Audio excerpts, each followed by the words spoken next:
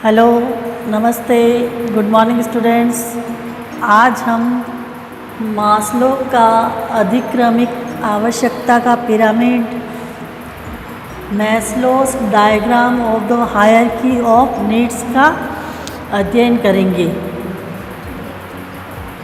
ये theory motivation में आती है, अभिप्रेरणा में। और मोटिवेशन क्या होता है, इसका अर्थ क्या होता है, परिभाषा कितनी होती है, किस प्रकार की होती है और इसके कितने टाइप्स ऑफ मोटिवेशन होते हैं, इसका हम पिछले वीडियो में अध्ययन करेंगे। आज हम हायरार्की थ्योरी का अध्ययन करेंगे। हायरार्की थ्योरी का मतलब होता है कि नीचे से ऊपर की ओर जाना, सबसे ज़्यादा नीचे फिर कम ऐसे की ओर जाना। क्रम वाइज में हम ऊपर से नीचे की ओर बढ़ते हैं और हायरार्की में हम नीचे से ऊपर की ओर बढ़ते हैं। और ये थ्योरी अब्राहम मास्लो ने दी थी और ये अमेरिका के रहने वाले थे और इन्होंने 2 पुस्तकें भी लिखी है जो काफ़ी प्रसिद्ध हुई थी, a theory of human motivation और पर्सनैलिटी एंड मोटिवेशन। ये 2 पुस्तकें लिखी है जिसमें इन्होंने अभिप्रेरणा का वर्णन किया है।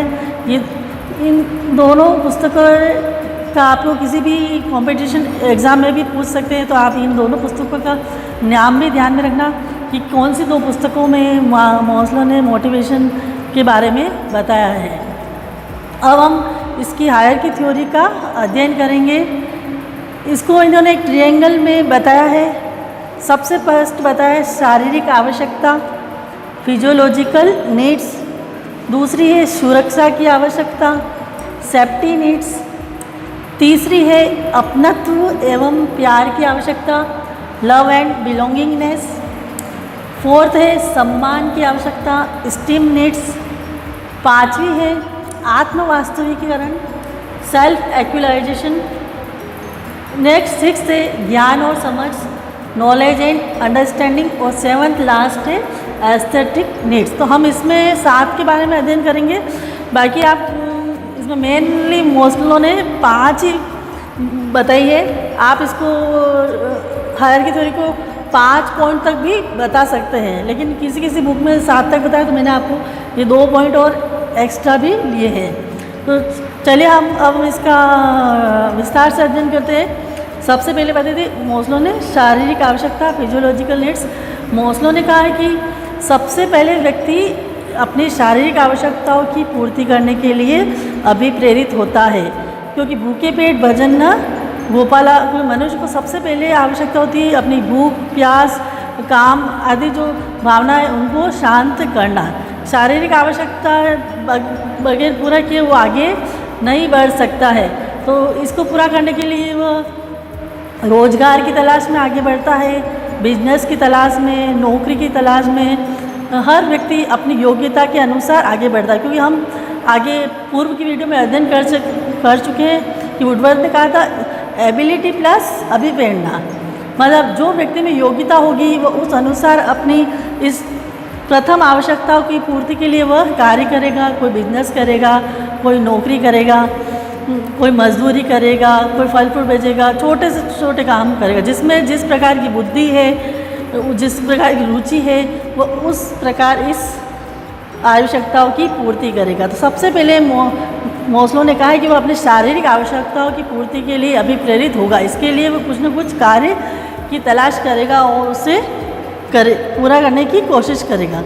फिर जब उसकी शारीरिक आवश्यकता की पूर्ति हो जाती है, वो अपने भूख को शांत कर सकता है, उसके लिए भोजन कमा सक रहा है, अपनी भूख, प्यास, काम, भावना आदि को शांत कर पा रहा है, तो आगे दूसरी आवश्यकता की तरफ बढ़ेगा। और दूसरी आवश्यकता क्या बताइए? सुरक्षा की आवश्यकता, सेफ्टी नीड्स। अब वह अपनी सुरक्षा के उपाय सोचेगा। हाँ, मुझे सुरक्षित रहना है, मुझे जिंदा रहना है, मुझे इन प्राकृतिक आपदाओं से भी बचना है और अपने पास पड़ोस की देश किसी से भी बचना है। तो इसके लिए क्या करेगा? वो एक मकान बनाएगा जिसमें वह सुरक्षित रह सकेगा, उसमें कोई भय नहीं रहेगा और वो आराम से उसमें निश्चित होकर रहेगा। न तो उसको दुश्मनों से डर रहेगा, न ही उसको किसी भी जानवर या प्राकृतिक आपदा से वो बच सकता है। तेज़ धूप, वर्षा, सर्दी, गर्मी सबसे वो बच सकता है। तो इसके लिए वह अपनी सुरक्षा की आवश्यकता की पूर्ति करेगा। इसके लिए वह मकान वगैरह बनाएगा और उसमें वह सुरक्षित रहेगा। जब उसकी दोनों आवश्यकताओं की पूर्ति हो जाती है, शारीरिक आवश्यकता और सुरक्षा की आवश्यकता, तो मोस्लो ने कहा है कि तब उसे अपनत्व एवं प्यार की आवश्यकता होती है, लव एंड बिलोंगिंगनेस। अब उसको ये दोनों चीज़ तो मिल गई, लेकिन अब उसके बाद में क्या है कि मनुष्य एक सामाजिक प्राणी है, वो समाज में रहना चाहता है, तो उसे प्यार, सम्मान आदि की आवश्यकता होती है। तो वह अपने दोस्तों, रिश्तेदारों को ढूंढेगा जिसमें वह अपनत्व एवं प्यार को खोजेगा। फिर नेक्स्ट पॉइंट है कि चौथा है स्टीम नीड्स, मतलब सम्मान की आवश्यकता। अब व्यक्ति को ये तीनों आवश्यकताओं की तो पूर्ति हो गई, लेकिन अब उसके पास सब कुछ हो गया, शारीरिक रूप से भी वो सक्षम है, उसकी भी पूर्ति कर पा रहा है, फिर सुरक्षा के लिए उसने मकान भी बना दिया है, समाज में लोग उसे जानने भी लग गए। तो चौथे पॉइंट पे फिर वो आ जाएगा सम्मान की आवश्यकता। अब उसको सम्मान की आवश्यकता होती है कि हाँ, मुझे भी लोग आदर भाव से देखे, सम्मानित करें। उसमें वह आत्मसम्मान, आत्मगौरव आदि की अनुभूति करता है, उसको आत्मविश्वास भी पैदा होता है। वो चाहता है कि चारों ओर लोग मेरी प्रशंसा करें, मुझे सम्मान करें और मुझे आगे बढ़ाए। तो जब ये तीनों आवश्यकता पूर्ति हो जाएगी तो उसमें सम्मान की आवश्यकता होगी उसमें, कि मुझे भी लोग चारों ओर सम्मानित करें, आदर भाव करें, मुझे बुलाए, मेरी बातें सुने, ये सभी। फिर जब ये चारों आवश्यकता की पूर्ति हो जाती है तो मोस्लो ने बताया कि पांचवी आवश्यकता की पूर्ति करता है, सेल्फ एक्चुअलाइजेशन, आत्म वास्तविकरण। जब ये चारों आवश्यकताएं पूर्ति हो जाती है तो आत्म वास्तविकरण की ओर बढ़ता है। अधिकतर लोग यहाँ तक बहुत कम पहुँच पाते हैं, ये चार आवश्यकताएं पूर्ति करते हैं। आत्म वास्तविकरण मतलब होता है कि स्वयं को जानना, खुद को जानना।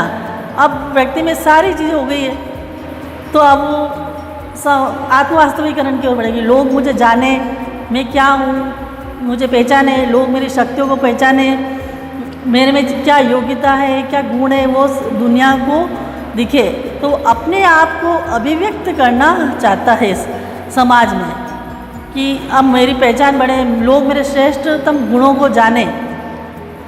ये आत्म वास्तविकरण, इस पॉइंट तक बहुत कम व्यक्ति पहुंच पाते हैं। मैंने बताया जो हमारे भारतीय ऋषि मुनि होते हैं वो अपवाद के रूप में, वो डायरेक्ट, वो इन सभी आवश्यकताओं को छोड़कर डायरेक्ट ही यहाँ पहुँच जाते हैं। मतलब वो तपस्या करते हैं तो उनको भूख, प्यास, काम भावना आदि किसी की आवश्यकता नहीं रहती, न उन्हें मकान की आवश्यकता रहती, न क्योंकि उन्होंने संन्यास ले रहे हैं, क्या होता है वैराग्य आ जाता है, तो न उनको समाज में लोगों की आवश्यकता होती, न सम्मान की आवश्यकता होती, उन्हें किसी इन चारों में से किसी भी चीज़ की आवश्यकता नहीं होती। वो डायरेक्ट ही हमारे भारत के ऋषि मुनि क्या है इस पॉइंट तक पहुंच जाते हैं, आत्म वास्तविकरण तक, वो परम ब्रह्म में लीन हो जाते हैं। फिर ये 5 पॉइंट ही आपके मेन है। आप एग्ज़ाम में इन 5 पॉइंट का ट्रायंगल बनाकर भी आप दर्शा सकते हैं। 2 पॉइंट मैंने एक्स्ट्रा और बताया है जो कहीं कहीं पे दिए गए। तो नेक्स्ट पॉइंट है ज्ञान और समझ, नॉलेज एंड अंडरस्टैंडिंग।